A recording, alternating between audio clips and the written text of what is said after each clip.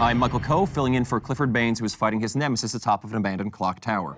A new study by the Department of Education finds that students who think school is a boring waste of time score significantly lower on their standardized tests than their peers.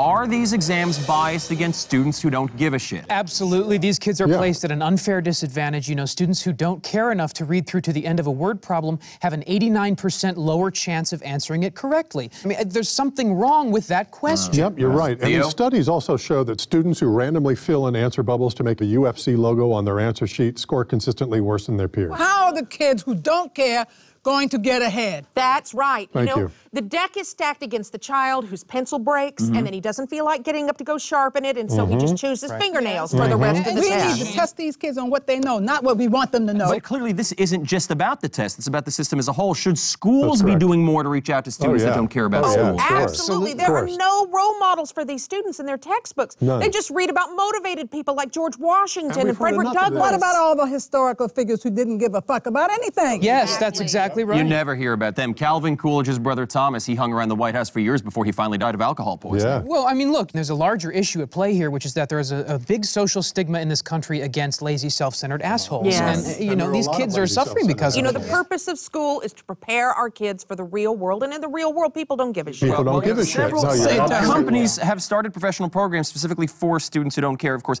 we know Kinko's has been doing this for years. They hire thousands of I students. think it's so great that they're reaching out to these kids. I mean, I didn't care about anything when I was in school. Really? What changed? You know, fortunately, I was very blessed to have a teacher that reached out to me and taught me the importance of pretending to give a shit about things. Without him, I certainly would never be the successful pundit that I am today. Now, critics say the environment standardized tests are administered in... Who threw that? Nancy, who threw that? I ain't snitching.